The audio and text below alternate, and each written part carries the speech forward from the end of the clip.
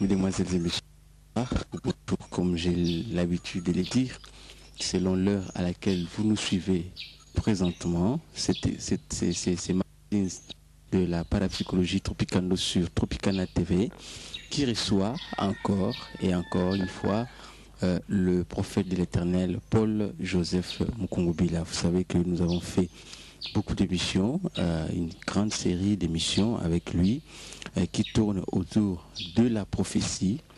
Et là, le prophète nous a révélé que nous, qui sommes le peuple de la prophétie, qui a la prophétie, nous avons nos sources chez Nimrod. Nimrod qui est cet ancêtre qui a été le premier à commencer à régner sur la terre, vaillant chasseur devant l'Éternel. On a lu ces versets dans la Bible, dans le livre des Genèse. Alors, ce soir, nous sommes revenus voir le prophète Paul-Joseph Mukungubila pour conclure, si vous voulez, sur tous ces messages qu'il a donnés depuis qu'il est à Kinshasa.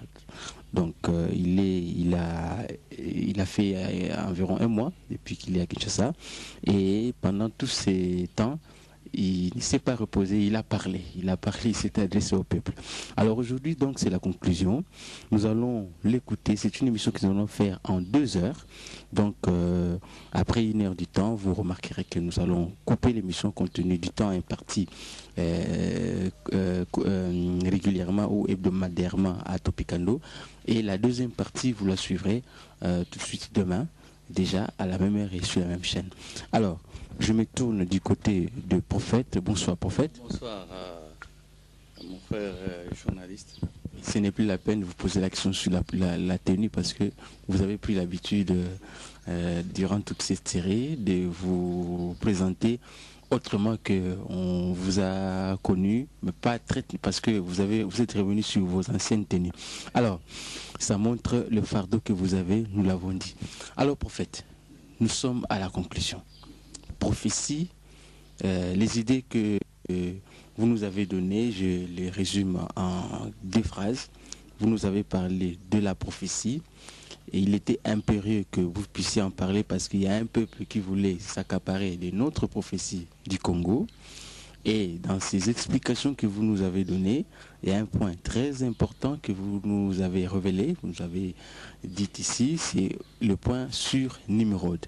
Parce que ce peuple-là, qui veut s'accaparer de notre prophétie, a comme référence Salomon. Dès là, vous avez dit, non, nous n'avons même pas notre référence Salomon. Notre référence c'est Nimrod qui est le tout premier puissant, le tout premier homme à être puissant sur la terre après Noé. Et il était vaillant chasseur devant l'Éternel. Et dès là, vous nous avez également dit que, en fait, Nimrod c'est notre ancêtre parce qu'il descend des couches, fils des Cam.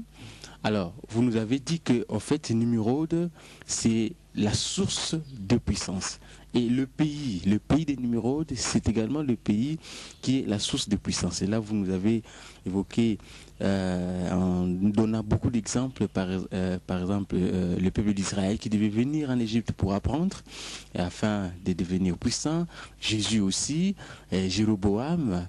Alors, donc nous croyons, nous sommes arrivés à comprendre que notre pays, les pays de prophétie, c'est ça, les pays qui est la source de puissance, étant donné notre ancêtre qui est Nimrod, sur lequel nous nous référons. Alors prophète, je vous pose juste une question, vous allez vous étendre là-dessus jusqu'à la fin, en guise de conclusion, bien entendu. La question est la suivante. Il y aura des petites questions peut-être qui viendront peut-être plus tard. Alors la question est la suivante. Si réellement nous sommes une source de puissance, nous, les Congolais, notre pays, numéro un,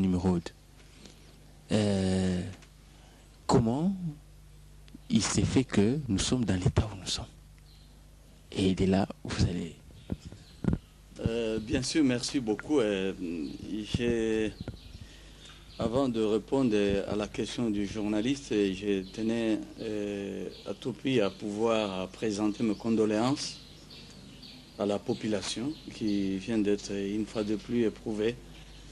Et la population, celle que nous défendons d'ailleurs sur ce plateau, du Nord Kivu et du Sud Kivu, qui viennent de connaître encore les tremblements de terre, et suite auxquels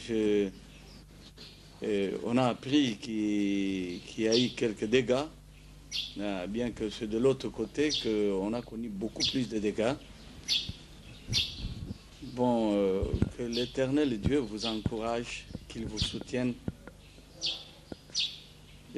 parce que c'est à peine il y a quelques jours seulement que j'ai pu vous présenter encore de condoléances. Les catastrophes, comme vous le voyez, d'abord, ça met un cachet. D'un côté, c'est juste l'Éternel Dieu qui vous défend en ce moment, qui voudrait vous rappeler de pouvoir s'attacher à lui et qu'on ne fasse plus erreur maintenant. Au moment où nous entendons, parce que quand il nous parle, c'est pour que nous puissions nous lever et nous en tenir à ce qu'il veut. Et de l'autre côté, l'Éternel Dieu vient de marquer par là les cachets comme pour confirmer, certifier ce que j'ai à dire à ce peuple qui voudrait qu'on leur cède une partie du territoire. Et c'est en réponse à cela que l'Éternel Dieu a montré que les frontières, comme je le disais dans une de mes interventions, les deux dernières, m'a dit non, le Congo reste indivisible. Et si vous regardez, vous qui avez vécu, vous qui êtes au nord et au sud, vous comprendrez que c'est justement ce qui vient d'arriver. L'Éternel a tonné, et comme pour dire que ce que vous venez d'entendre là, c'est moi l'Éternel, et le Congo doit rester tel quel, qu'on garde les cartes de 1885, je pense. C'est vrai qu'on aura beaucoup à faire, mais Dieu sait au moins la suite. Moi, j'aimerais tout simplement revenir sur la question du journaliste qui voudrait que je puisse conclure avec la question la plus importante, et ce qu'on a fait au moins ressortir, c'est que nous sommes la source de puissance. Enfin, c'est vrai que nous pourrions dire la source de puissance, mais moi je peux tout simplement dire que nous sommes les fondements du pouvoir. Ça vous effraie, c'est moi? Les fondements du pouvoir. C'est trop... C'est trop fort, hein? Compte tenu de ce que nous sommes, notre condition actuelle. De l'échelle, oui. Permet à ce que je puisse dire ce qui est réel, ce qui est vérité. Nous sommes les fondements du pouvoir. Et c'est ça la question. Comment est-ce que nous, on peut être la source de cette puissance? Nous sommes les fondements du pouvoir de par Nimrod. Si je peux aujourd'hui supporter un peu que je puisse faire défiler au moins mes compatriotes vers différentes phrases, différents mots, différents messages balancés par l'Éternel au travers les âges. Hein. À commencer, nous n'allons pas nous écarter de la prophétie puisque c'est cela que nous défendions pour qu'on ne puisse pas nous l'arracher. Et il est pratiquement impossible de nous l'arracher. Parce que je vais rappeler. Commençons d'abord par ce que j'avais dit. Nous sommes source de puissance, et plutôt je peux dire nous sommes fondement du pouvoir. Nous qui occupons le bassin du Congo. Et parce que la prophétie ne parle que du bassin. C'est-à-dire ce peuple que l'Éternel déclare, pas un homme, que l'Éternel déclare être redoutable, très puissant. C'est un peuple qui a existé depuis longtemps. Depuis le début, depuis son existence, il a été le peuple très puissant et le peuple redoutable. J'avais, je crois, utilisé le terme disant pas depuis qu'il a été armé par les marchands d'armes. Non, depuis qu'il existe, c'est-à-dire depuis la création. C'est dès la création, après le déluge, que l'Éternel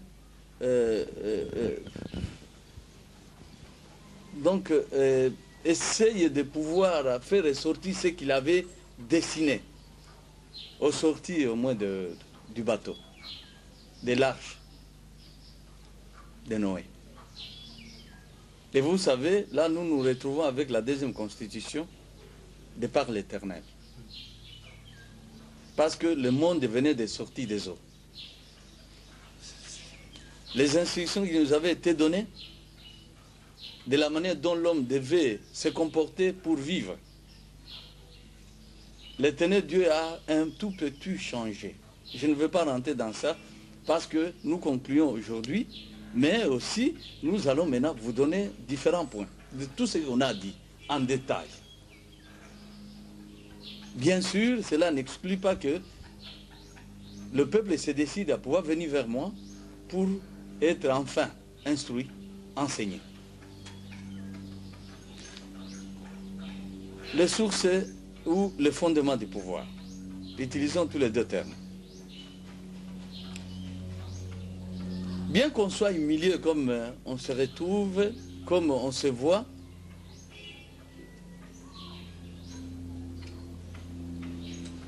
il faut reconnaître que le verset d'Ésaïe 18, verset 2, Ésaïe 18, verset 2, c'est autour de ça que nous allons pouvoir donner la synthèse.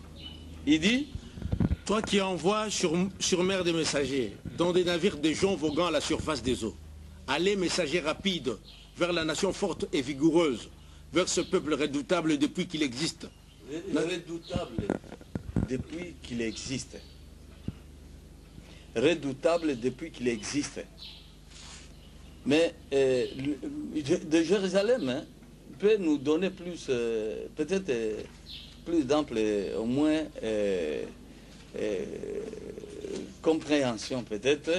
Il dit au verset 2, il dit la nation dominatrice. Toi qui envoies par mer des messagers dans des nacelles de joncs sur les eaux, allez messagers rapides vers une nation élancée et bronzée, vers un peuple redouté ici comme au loin, une nation puissante et dominatrice. Oh, voilà, c'est ça le terme que je voulais, parce que j'ai toujours à répéter au peuple congolais que vous êtes le peuple enseignant et dominateur. Hein, j'utilise les deux. Enseignant et dominateur, puisqu'en fait c'est ça notre rôle à jouer en ce dernier temps. Ici, je me réfère aussi aux visions de certains frères, dont cet Américain David Wilkerson.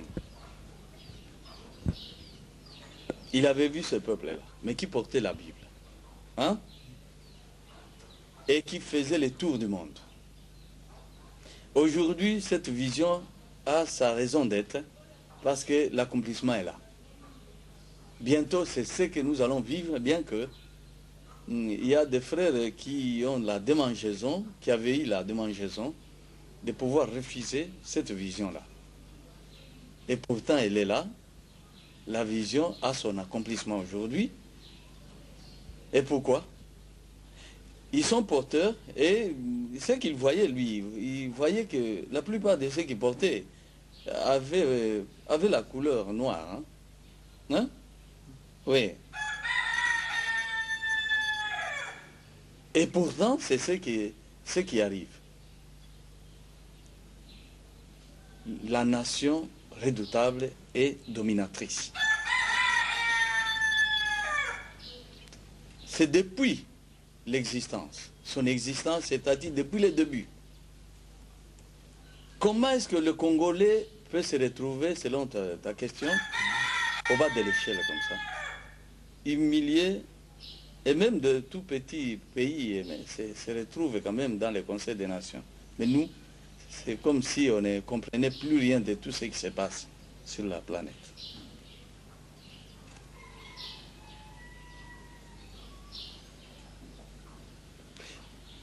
Ce n'est pas par là l'occasion que tu m'offres de pouvoir rappeler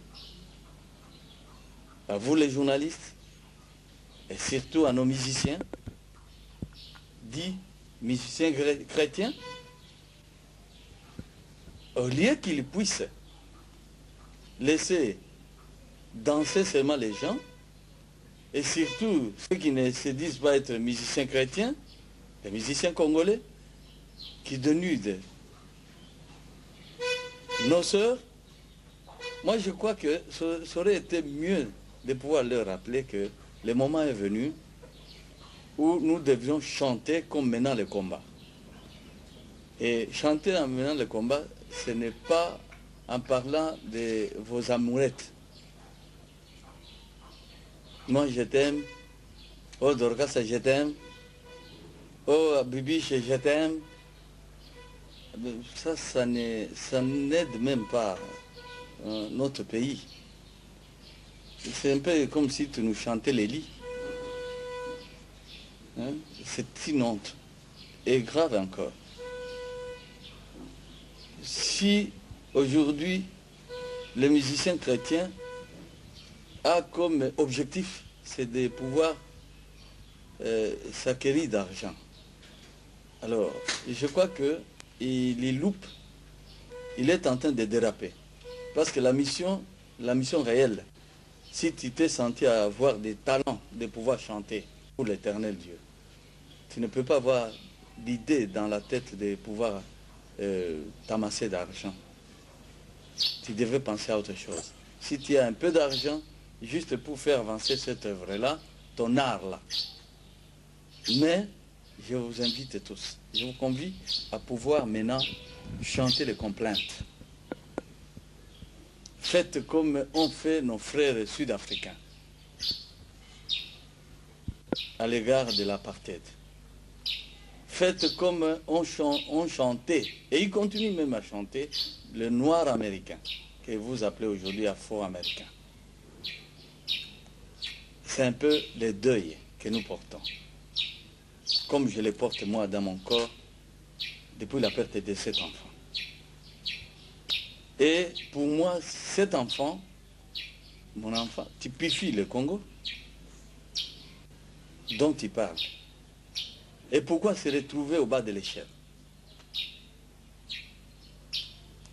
Ça ne concorde pas avec ce que des grandes choses que vous révélez et qui devraient être, pour ne pas dire attachées, entachées à ce peuple terrible. Moi, je crois que, comme je l'avais dit, l'heure a sonné pour qu'une heure enfin, qu'une ère enfin, puisse commencer. Vous voyez, si nous on a parlé et que Dieu a grondé, s'il vous plaît, à la frontière, Dieu a grondé là-bas, il a tonné. Moi, je pense que ça, c'est le signal de répondre, vas-y, mon fils.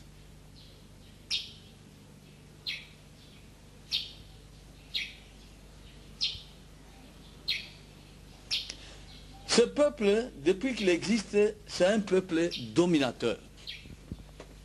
Le peuple qui occupe les terres sillonnées des fleuves, c'est un peuple dominateur.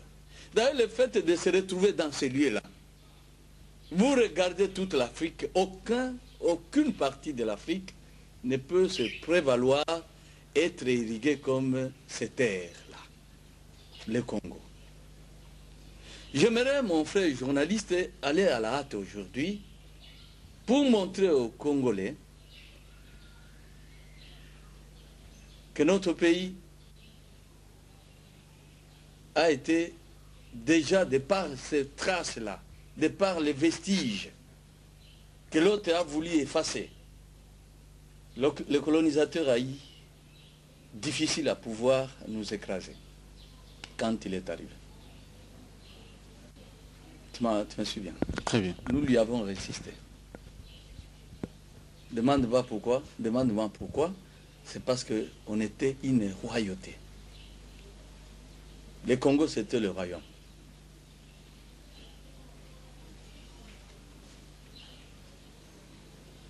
Si je parle de l'Afrique tout entière, par-ci, par-là, ils savaient. Ils avaient ce système-là de règne. Mais au Congo, c'était le siège même. Si j'ai bonne mémoire de tout ce qu'on nous raconte, et même mes collaborateurs ici savent, puisqu'on en a parlé, on me dit que ils ont eu même facilement à l'Angola.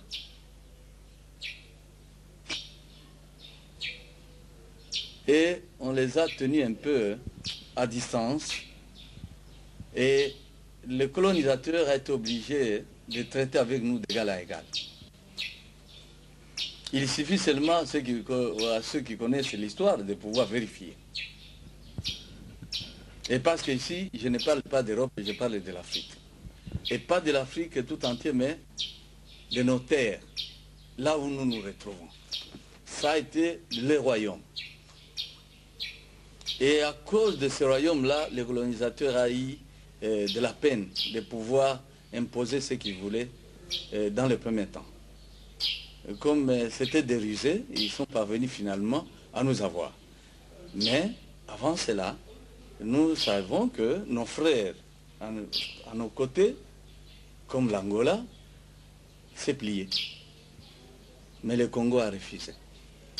Tu le sais. Pourquoi? Tu ne trouves pas là les traces de la puissance dont tu parles. Nous sommes aujourd'hui milliers. Nos frères se développent. Bien sûr, ils essayent un peu de vouloir se développer. Mais nous, on est dans l'humiliation. Et nous sommes impuissants, on regarde, ils sont en train de piller. Mais je rappelle seulement que vous, les Congolais, que vous puissiez être consolés seulement par ces paroles. Rentrez à moi, regardez-moi par les yeux, si on est frères, nous pouvons nous comprendre. Parce que nous appartenons au même ancêtre. Nous avions résisté. Et c'est à cause de cette puissance-là qui avait tenu en haleine les colonisateurs que je voudrais vous parler. Le Congo, qui est le royaume, l'autorité coloniale a été obligée de pouvoir traiter avec ce royaume-là d'égal à égal. Alors que nos autres frères qui nous entourent étaient déjà écrasés. Et moi, vous les Congolais qui me regardez, comprenez ce que vous êtes. Et c'est ça ma préoccupation. Pourquoi vous avez tenu à pouvoir dire aux colonisateurs ce qu'il y a de la même manière là que j'aimerais qu'aujourd'hui nous puissions maintenant comprendre que nous pouvons traiter comme on avait traité avec l'autorité coloniale à l'époque. Au moment où il avait obligé les autres à couper les Chines. Mais nous, il nous a regardés comme des interlocuteurs valables pour commencer à traiter avec eux. Alors,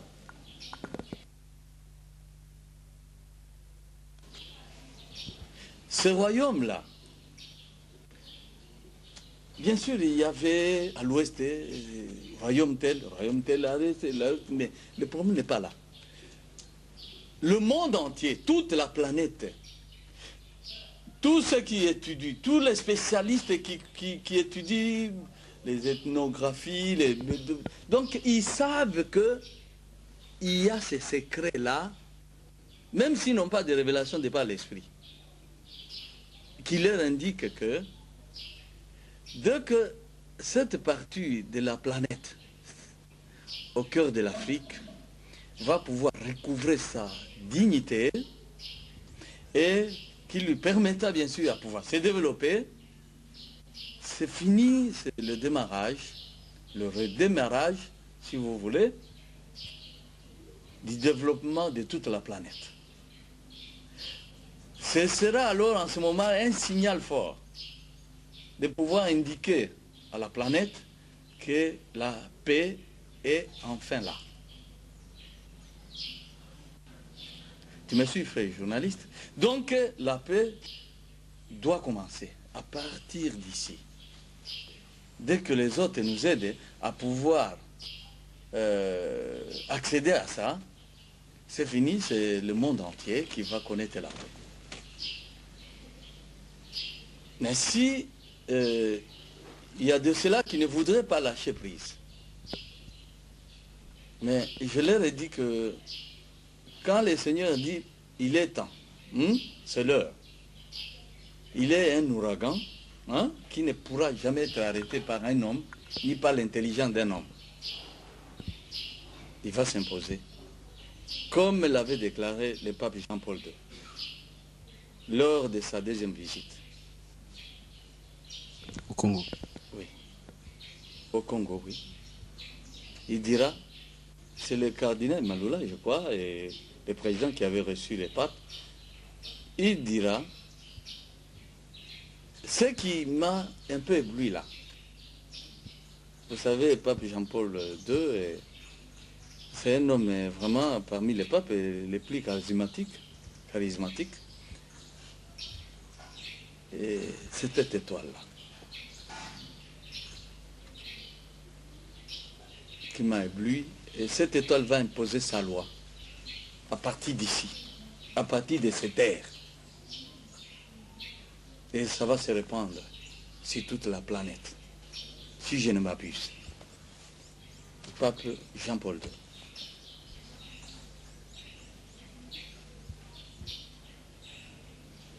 Est-ce que ce ne serait pas là les raisons de pouvoir voir l'intérêt de ceux qui ont suivi, à pouvoir rendre visite à cette terre de nos ancêtres, parce qu'il y a cette étoile, le modèle de Bethléem.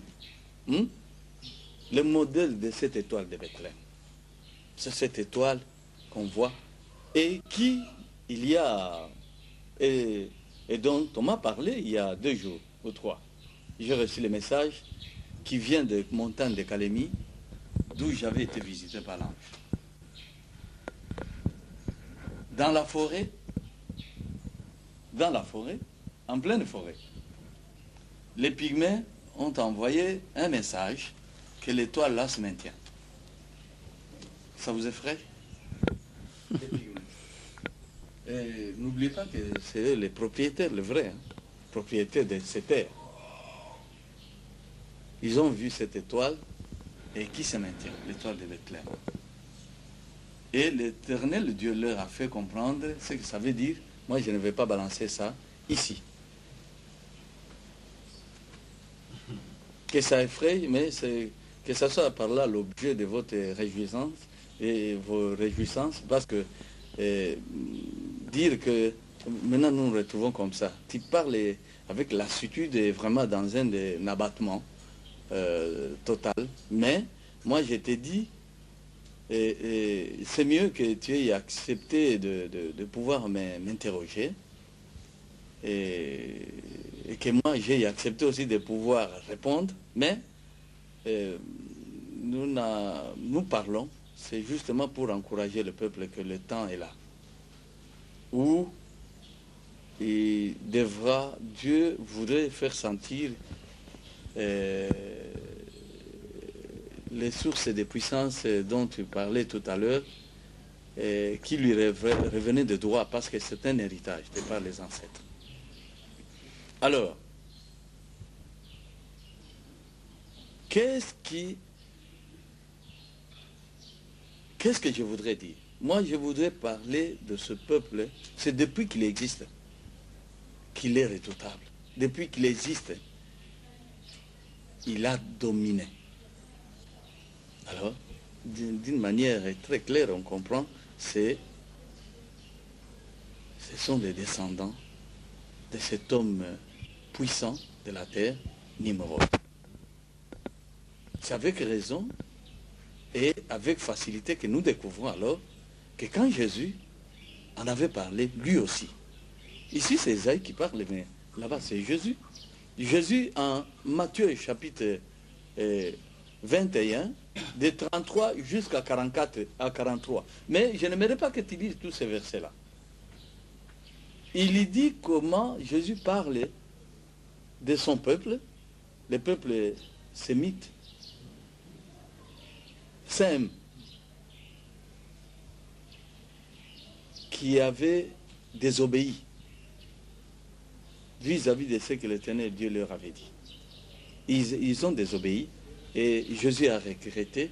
Il va finir par dire, au verset 43, il dit: c'est pourquoi je vous l'ai dit, le royaume de Dieu vous sera enlevé et sera donné à une nation qui en rendra les fruits. Est-ce que c'est compris?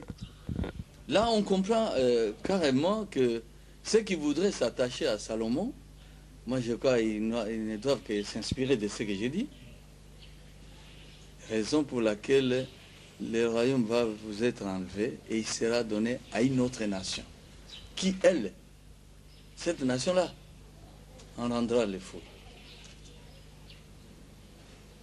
Et quand les voleurs et les usurpateurs, ils sont prêts à pouvoir toujours voler, vouloir dire, ah bon, donc il avait parlé d'un royaume, comme on leur avait parlé de Isaïe 18, ils ont étudié comment faire le malin pour s'en accaparer. Non. De la même manière ici, ne vous tracassez même pas à pouvoir vouloir voler ces royaumes. Je ne sais pas si vous allez les fabriquer comment. Et puis avec les armes. Non. Quand Jésus parle, bien sûr d'abord, nous devrions nous comprendre qu'il dit, vous avez été désobéissants, vous, mon peuple, c'est-à-dire les Juifs, les Israélites. On va vous enlever ces royaumes pour les donner à une autre nation. Et au moment où on va donner à cette nation-là, vous allez voir les fruits. Et cette nation-là, c'est comme si on recherchait des candidats, tel pays va s'élever. Est-ce que ce n'est pas par hasard nous? Est-ce que ce n'est pas par hasard? Non, ne vous tracassez même pas. Il n'y a pas question de pouvoir citer une nation quelconque ici. Et tout ce que l'Éternel Dieu avait déclaré était... Quand Jésus parlait, il voyait déjà le peuple. Il voyait déjà cette nation dont il était question. C'est cette nation qui occupe les terres irriguées. Et cette nation appartient à la première puissance. C'est-à-dire appartient à Nimrod. Amos 9, 7. C'est sans embâche. Si on peut m'apporter au moins rapidement les choses, d'abord même la Bible des rabbins français, je crois que ça y est, je crois, si on peut lire. Amos 9, 7. Il dit, oui. N'êtes-vous pas pour moi comme les enfants des Éthiopiens, enfants d'Israël? Voilà. Mais lui ici, il dit, n'êtes-vous pas pour moi comme les fils de l'Éthiopie, enfants d'Israël? Amenez-moi au moins avec Rampon, alors. Avec Rampon, rapidement, que ça n'a même plus au moins de couverture. Hein. Il y a les petits et les grands, avec crampons. Bon, nous allons lire. Et là, il cite carrément les Couchites. Hein, il va tout droit, il cite les Couchites. Je crois même les Français courants. Si on peut amener les Français courants, c'est la même chose. Les Couchites, c'est-à-dire les enfants des couches.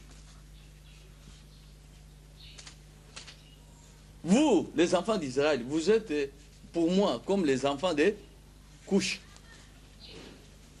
De la même manière que je vous prends, c'est de la même manière que je vous aime. C'est comme ça que j'aime les enfants des couches. Donc, c'est-à-dire Sem et couche. Hein? Ces deux continents, c'est-à-dire l'Afrique et l'Asie, que l'Éternel Dieu aime. Oui, tu peux lire rapidement. Jérusalem, oui. N'êtes-vous pas pour moi comme des Couchites, voilà. Enfants d'Israël? Est-ce que c'est compris? Ça suffit, au lieu de lire avec crampon. Là, il nous a lu la Bible de Jérusalem. Tu comprends? La nation dont parle Jésus, ce sont les Couchites. C'est-à-dire les Noirs. Vous comprenez qu'il enlève aux enfants de Salomon, il leur enlève le royaume et il les donne aux Couchites. Est-ce que c'est compris? Ça te fait trembler un peu? Ou bien tu en es content? Je suis content, oui. Mais aussi, oui. Ça me laisse perplexe. Parce que, oui. Enfin, avoir un autre état. Oui, ça fait du bien. Dans lequel nous nous trouvons. Absolument. Moi, je crois que tu ne vas pas quitter, tu ne vas pas me quitter sans que tu sois vraiment... Oui, c'est la même version. Donc, sans que tu sois consolé, que tu sois revigoré. Ok, c'est bon. Oui, parce que, d'abord, qu'on comprenne que, dès Salomon, le Seigneur enlève le royaume, c'est Jésus qui dit, pour le rendre aux Couchites. Et c'est là où il va dire, si j'ai eu à vous regarder vous, rapidement là, Amos 3, parce que nous n'aimerions pas qu'on dise que nous n'avons pas très bien compris. De toutes les nations, de toutes les familles de la terre, Dieu a choisi Israël. Est-ce que c'est compris? De toutes les familles de la terre, il a choisi Israël. Pourtant, ce n'était pas Israël qui était son peuple, mais le peuple était là. Le peuple qui joue tout rôle, c'est le peuple égyptien. C'est le Couchite. Il est là. Est-ce que c'est compris? Ça te fait rire. Oui, c'est compris. Mais en tout cas, il faut qu'on y aille encore. Je te donne l'histoire. Jésus est sorti de Pérez. Hein? Je vous trouble un peu. Peut-être mes frères et serviteurs de Dieu qui connaissent les jouets dans cette histoire. Pérez. Il va engendrer Jésus. Hein? Mais pourtant, les enfants, il y en avait deux, c'était les jumeaux. Cette maman-là avait engendré un autre enfant. Tout revenait à cet enfant-là. Je dis bien, les droits d'aînesse revenaient à cet enfant-là. Mais l'Éternel Dieu va les bloquer. Je dis bien, ici, pas un homme qui a fait la fraude comme ça s'est fait. Non, non, c'est l'Éternel Dieu qui va bloquer l'enfant. Dieu est tout-puissant. Il bloque l'enfant pour privilégier Pérez. C'est un peu... Regarde, quand tu regardes l'écriture, regarde seulement. Il ne s'occupe pas d'autre chose. Il s'occupe seulement de l'Afrique et de l'Asie.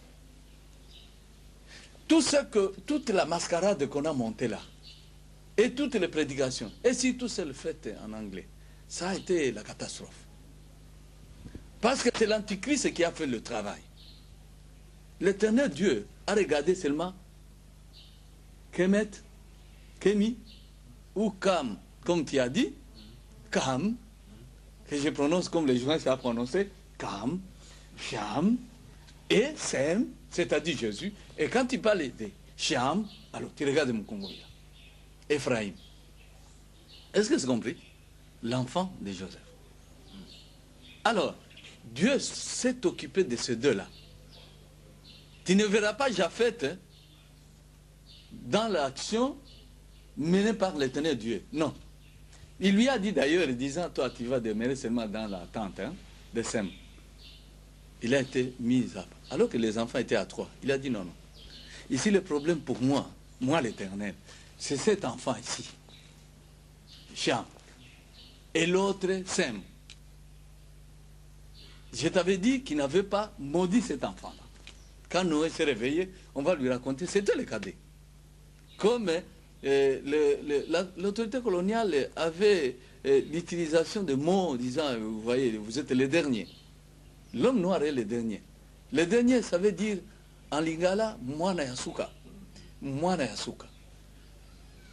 Je suis très fier d'être appelé mwana yasuka. Toi aussi, mwana yasuka. Mwana yasuka. Mukungubila. Mwana yasuka. Ah, ça c'est très bien. Les cadets.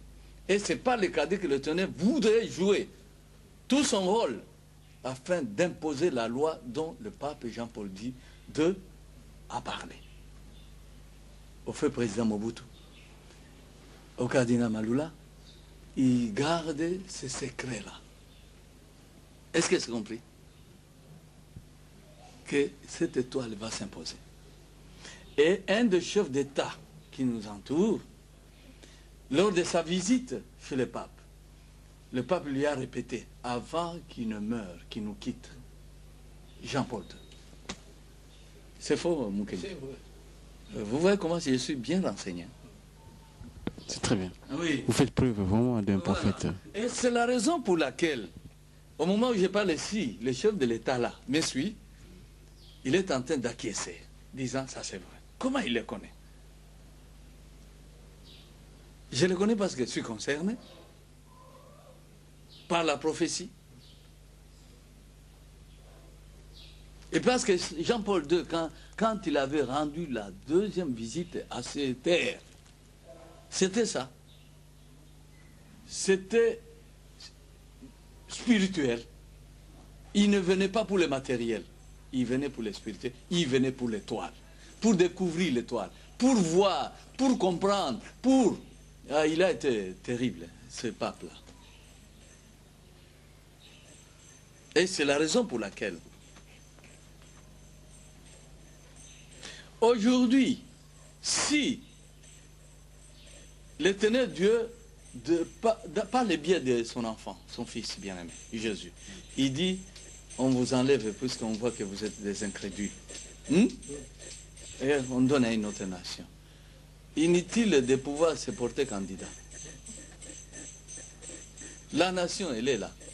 Et cette nation à laquelle il faisait allusion, Jésus de Nazareth, comme j'ai eu à le dire, les chéris de tous les musiciens, de toutes les musiciennes, disant Mobali Nanga Jésus, Nalingio. Donc, c'est que ce Jésus-là, il n'a pas été égoïste. Il a compris tout le plan de Dieu. Il a dit, on doit faire la restitution. Comme tu es intellectuel, tu comprends ce que j'ai dit. En disant ça seulement. La restitution veut dire quoi? Ça doit revenir de droit à ce peuple qui, depuis son existence, a dominé. Donc ce n'est pas Jésus qui donnait, mais par contre, c'était la restitution. Je me fais comprendre. Alors que dans la phrase, c'est politique. Parce que quand on parle de la domination, quand on parle du pouvoir, quand on parle de la royauté, c'est politique. Et Jésus dit, comme vous avez été incrédule, est-ce que Jésus ne savait pas? Il savait. Il savait que ça irait là-bas. Ça irait vers les couches, vers Mukungubila. Ok? Ça irait vers là-bas, vers Anissé et Basiloa. Donc, ça irait vers Ephraïm, en Égypte. Parce que c'est leur pouvoir. En fait, comme c'est la conclusion que je vous révèle beaucoup de choses, que le peuple aujourd'hui puisse se sentir bien. Ça va vous faire réfléchir disant alors on ne va pas rester comme ça. Dieu va nous relever. Et c'est c'est justement pour cela que je suis en train de parler. C'est pour vous relever. Judas va engendrer les enfants. Er, Shelah, celui-ci. Mais tous ces enfants-là, les trois enfants, tous les trois enfants qu'il vient d'engendrer. Le premier, on a pris pour lui une fille. Il est mort. Le deuxième qui est resté, son père, Judas va dire, alors mon fils, tu prends la femme de son frère qui vient de décéder, afin de nous accorder la progéniture, hein, de ton frère. Mais toi, au lieu de cela, le garçon va faire ce qui n'est pas ordonné par l'Éternel. Je me prive d'en parler maintenant ici, et lisez seulement l'Écriture, vous comprendrez. Genèse 38. Et c'est comme ça que le deuxième, en faisant ce qu'il a fait, au lieu de faire leur relation bien avec sa belle-sœur, non, il va faire de la méchanceté. Et l'Éternel va les tuer. C'est le deuxième enfant qu'il vient de perdre. Le troisième qui restait là, Judas va voir disant, comme on dit chez nous, il a un mauvais sort, cette femme. Il va m'exterminer les enfants. Je ne vais pas lui donner le dernier ici. Et c'est comme ça qu'il va dire, non, qu'on se calme un peu. Je viens de perdre déjà tous les deux qui ont essayé d'être avec toi. Alors, rentre d'abord chez tes parents, tu attends un peu, et que Shelah puisse grandir un peu, hein, pour devenir un homme, afin de pouvoir avoir les capacités de pouvoir te garder. Alors, va maman. Cette femme, quand il apprendra lors d'une tournée de Judas, qui était allé chez l'homme d'Adulama, on va lui rendre compte disant, mais ton beau-père est arrivé dans la contrée ici. Hein? La femme va se déguiser en une femme très belle et prostituée, pour se faire aimer de Judas, qui est son beau-père. Ça, pourquoi? Par colère, parce qu'on lui a refusé Shelah. Et Judas va coucher avec Sadru. Va coucher avec Sadru. Donc, sa belle-fille, quoi.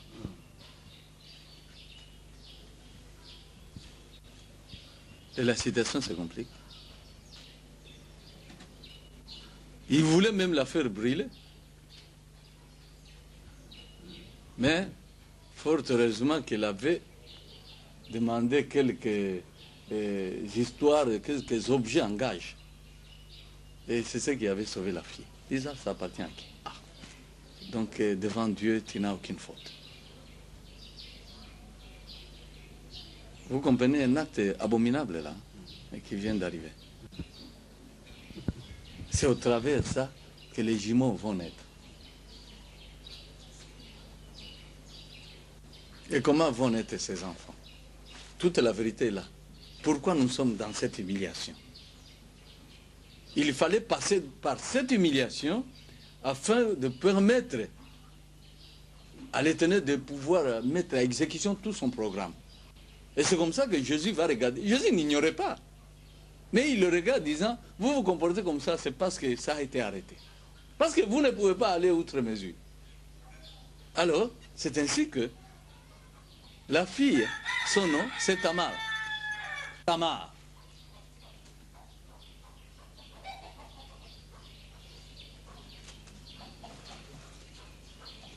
Tamar, c'est Tamar. C'est Tamar qui va avoir à l'esprit de pouvoir coucher avec son beau-père. Mais c'était terrible. Aux yeux de Jean, c'était abominable. Alors que Judas ne savait pas que c'était sa drue. Et alors, elle est enceinte. l'Éternel permet à ce qu'elle puisse être enceinte. Et à l'accouchement, on va annoncer à Judas qu'il y a 2 enfants. Et parce que l'enfant, dans les choses, les femmes sages, hein, les accoucheuses, vont voir une main qui sort. Chez nous, chez les Balouba, on appelle Moulomba. Hein? Moulomba. Puisque la main, Moulomba en français, les demandeurs. Donc, quand l'enfant, le bébé sort la main, c'est pour demander. Et la plupart du temps, on ne peut pas laisser cette mère rentrer sans lui donner quelque chose. Vous risquez de compliquer l'accouchement. Et c'est ainsi que on va lui lier la main par un cordon rouge. Est-ce que c'est compris? C'est ce qui va lui valoir les noms qu'il va porter. Cordon rouge, afin pour refléter ce que nous appelons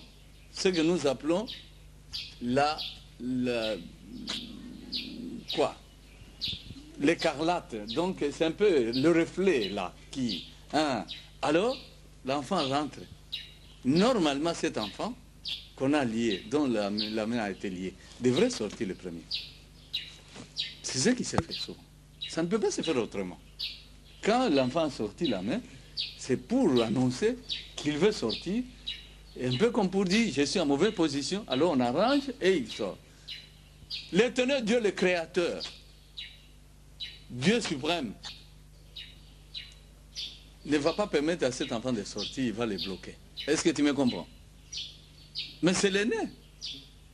Il les bloque. Afin de laisser l'autre sortir. Et c'est comme ça que ça va mettre en évidence qu'il y a les jumeaux. L'enfant sort sans le cordon rouge. Et quand il sort, oh là là, c'est une percée, c'est ça les termes. Ça c'est une percée, c'est-à-dire cet enfant ne devrait pas supplanter son frère pour lui prendre les droits d'aînesse. C'est la raison pour laquelle on lui a donné le nom de Pérez. Est-ce que c'est compris? C'est de Pérez qu'est sorti Jésus de Nazareth. Et comme l'enfant qui est sorti n'avait pas ça, alors automatiquement on comprend que l'autre est dedans. Allez, continuez le travail. Ou l'enfant qui avait le cordon, enfin va sortir en deuxième lieu. Est-ce que tu me comprends? Et c'est ainsi qu'on va lui donner le nom de Zéra. C'est-à-dire la lumière jaillissante. Lumière jaillissante à cause du cordon là. Oh, mais comment cet enfant? On regarde Thérèse. Mais Thérèse, tu es supplanteur? Tu es voleur, mais comment est-ce que... Mais tu devrais laisser ton frère sortir. Est-ce que tu me comprends? Le Pérez est là, c'est ça Jésus. Est-ce que c'est compris? C'est ça Israël. Hein? C'est ça scène. Qui vient de sortir avant, alors qu'en réalité, le nez, nous, c'est nous le nez. Raison pour laquelle, dès que le monde, il sort des eaux, directement, il montre ce qu'il est, lui l'éternel Dieu.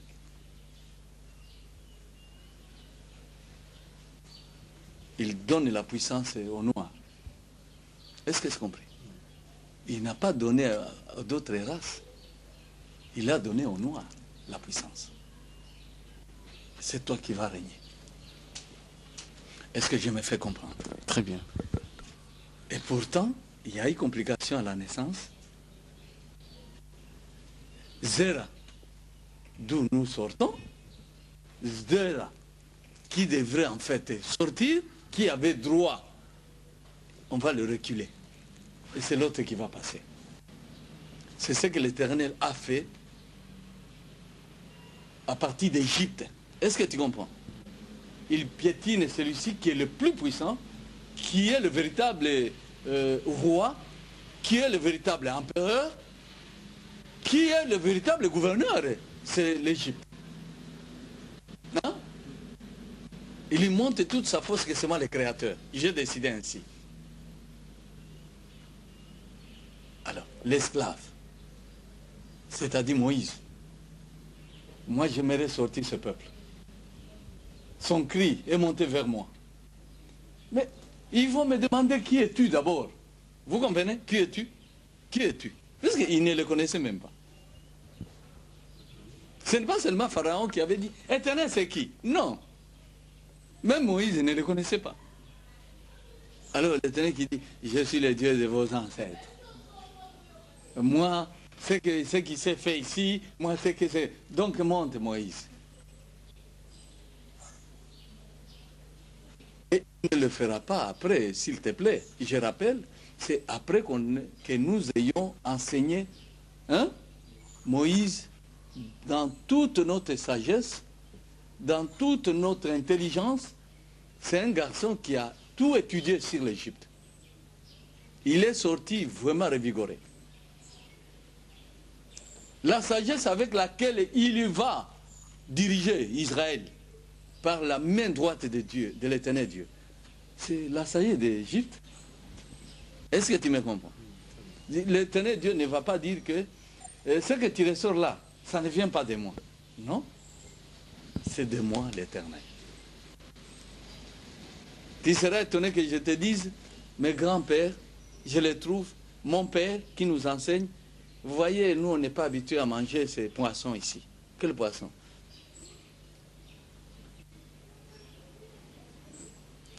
Les poissons non écaillés, qui n'ont pas d'écailles.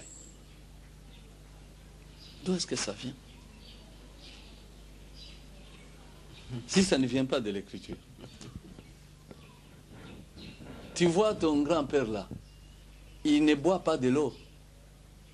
Mon grand-père là avait une taille, je ne sais pas, peut-être à peu près 1,90 m, 90 ou 2 mètres.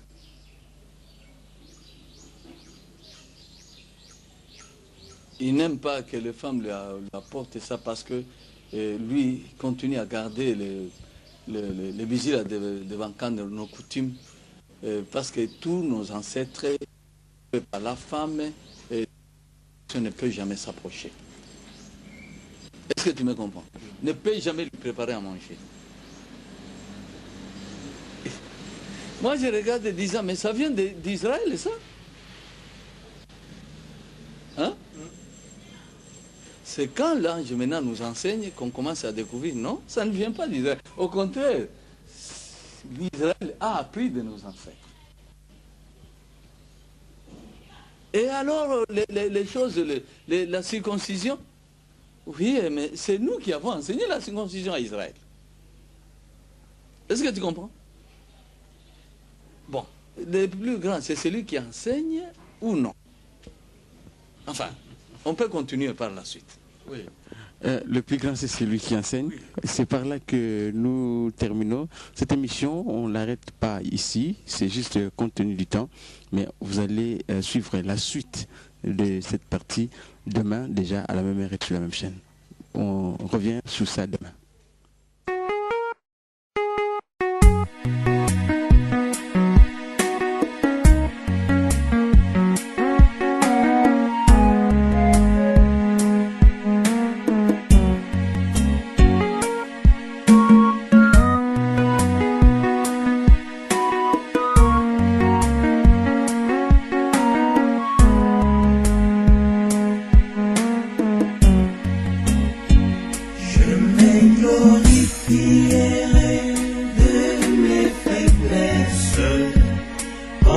Je suis fait